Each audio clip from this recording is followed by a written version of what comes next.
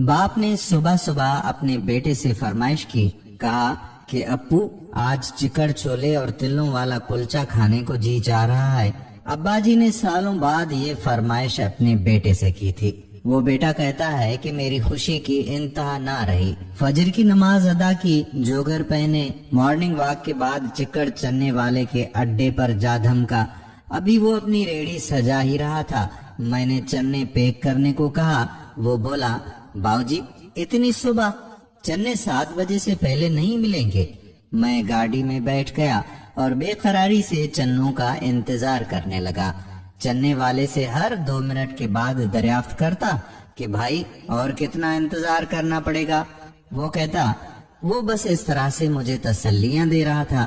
میری بے قراری بڑھتی جا رہی تھی، بار بار موبائل پر وقت دیکھتا رہتا۔ چنے والا جو مجھے نوٹ کر رہا تھا میرے پاس آیا اور بولا، باؤ جی آپ پہلے بھی چنے لے کر جاتے ہو، پر اتنی سویر اور اتنی بے قراری پہلے نہیں دیکھی۔ خیر تو ہے نا؟ میں تو بس جیسے سوال کا منتظر تھا۔ میں نے سر اٹھا کر فخر سے کہا کہ بھائی آج میرے مرشد نے چکڑ چنوں کی فرمائش کی ہے، میں ان کا حکم جلد از جلد بجا لانا چاہتا ہوں۔ وہ بولا کہ مرشد مطلب آپ کے پیر؟ میں نے کہا ہاں میرے والد بزرگوار۔ وہ جھلا کر بولا، کبھی مرشد کہتے ہو کبھی والد، چکر کیا ہے؟ میں نے بتایا کہ میرا باپ ہی میرا مرشد ہے۔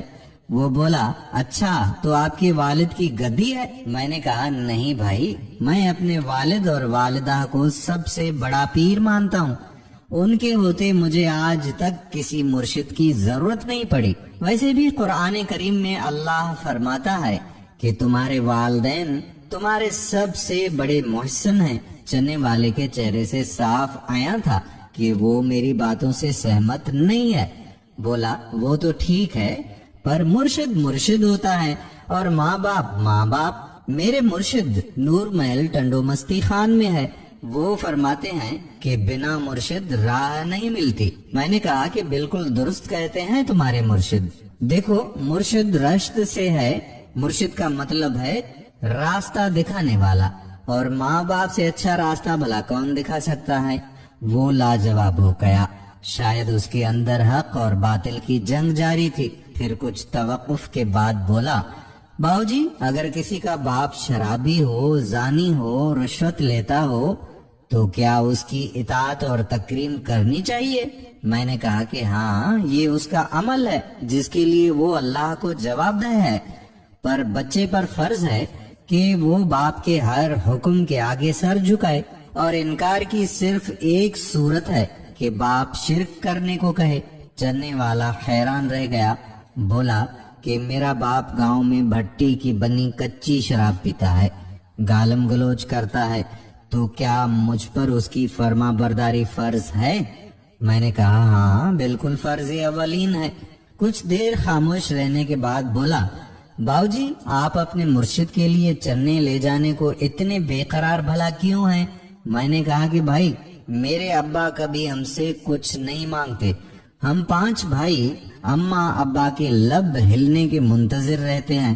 ابھی میرے 4 بھائی سوئے پڑے ہیں، مجھے ڈر ہے کہ اگر ان میں سے کوئی جاگ گیا اور ابا نے ان سے چکڑ چنے اور تلوں والے کلچے کی فرمائش کر دی اور وہ مجھ سے پہلے ابا کے لیے چنے لے گیا تو میرے ہاتھ سے نیکی کا موقع نکل جائے گا۔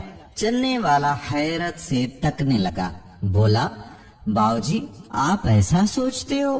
میں نے کہا کہ سوچتے نہیں بلکہ ہم 5 بھائی طاق میں رہتے ہیں کہ والدین کوئی بات منہ سے نکالیں اور ہم ایک دوسرے پر سبقت لے جائیں، ہم تو ہمیشہ تاڑ میں رہتے ہیں۔ چنے والے کی آنکھوں سے آنسو رواں ہو گئے۔ اسی اثنا میں رکشہ آ کر رکا۔ چنے والے نے رکشہ میں سے ایک بڑا پتیلا جو بھی باٹے میں اونڈیلا اور مجھے چنے پیک کر کے دیے۔ میں پیسے ادا کر کے گاڑی کی طرف لپکا۔ چنے والا میرے پیچھے بھاگا، قریب آ کر پوچھا کہ باؤ جی آئی بھی باپ کو مرشد کیسے مان لوں؟ میں نے کہا کہ نہ مانو مرشد، پر اس کی فرما برداری تو کرو۔ میں اس کا مسئلہ جان چکا تھا۔ میں نے کہا کہ سوچو بھائی، اگر اللہ کو عیبی اور نیک والدین میں فرق کرنا ہوتا تو وہ دونوں اقسام کے والدین کے لیے الگ الگ احکامات جاری کرتا۔ جب اللہ والدین کو ایک نظر سے دیکھتا ہے اور ایک ہی طرح کے حقوق بیان کرتا ہے تو تم تفریق کرنے والے کون ہوتے ہو؟ اس نے سوال کیا کہ اگر میں اپنے ابا سے معافی مانگوں تو کیا وہ مجھے معاف کر دیں گے؟ میں نے کہا کہ بھائی، اللہ کے بعد والدین ہی تو ہوتے ہیں جو ہمیں معاف بھی کرتے ہیں اور ہماری پردہ پوشی بھی کرتے ہیں۔ تمہیں زندہ پیر میسر ہیں، جاؤ جا کر اپنی عاقبت سنوار لو اس سے پہلے کہ وقت ہاتھ سے نکل جائے۔ چنے والے نے اپنے ہیلپر کو ریڑھی پر کھڑا کیا اور اپنے پیر کو منانے اپنے گاؤں چلا گیا۔ جاتے ہوئے وہ زارو قطار رو رہا تھا۔ وہ مجھے کہہ کر گیا کہ باؤ جی دعا کرنا میرے پہنچنے تک میرا بوڑھا سلامت رہے۔ میں وہاں سے نکلا۔ راستے میں ایک تنور سے مرشد کے حکم کے مطابق 2 تلوں والے سرخ کلچے لگوائے۔ تیزی سے گاڑی بھگاتا ہوا گھر پہنچا۔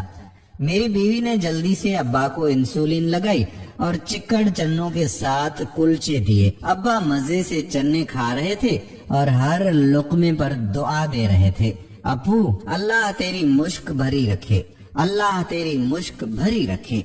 میں اور میری بیوی دل ہی دل میں آمین کہہ رہے تھے۔ مرشد کو چنے کھلانے اور دعائیں سمیٹنے کے بعد جب میں نے بیوی سے اپنے حصے کے چنے مانگے تو پتا چلا کہ میرے حصے کے چنے میرے بچے کھا کر اسکول چلے گئے ہیں۔ جانے میں نے کتنی بار ابا کے حصے کے چنے کھائے ہوں گے۔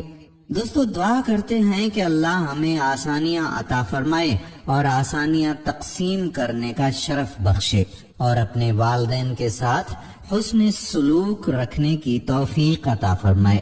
جن کے والدین زندہ ہیں ہم دعاگو ہیں کہ اللہ تبارک و تعالی ان کو صحت بخش زندگی عطا فرمائے اور آپ پر ان کا سایہ برقرار رہے، اور جن جن کے والدین اس دنیا سے رخصت ہو چکے ہیں اللہ تبارک و تعالی ان کی مغفرت فرمائے، ان کی قبروں کو منور فرمائے، جنت کے باغوں میں سے ایک باغ بنا دے اور ان کے صغیرہ و کبیرہ گناہ معاف کرتے ہوئے انہیں جنت الفردوس میں اعلیٰ مقام عطا فرمائے، اور آپ کے والدین کے صدقے اللہ تبارک و تعالی میرے والدین کی بھی مغفرت فرمائے۔ آمین ثم آمین یا رب العالمین۔ دوستو، اگر آپ بھی اپنے ماں باپ سے محبت کرتے ہیں تو دوسرے لوگوں کے دلوں میں ان کے والدین کے لیے محبت جگانے کے لیے یہ ویڈیو زیادہ سے زیادہ شیئر کریں۔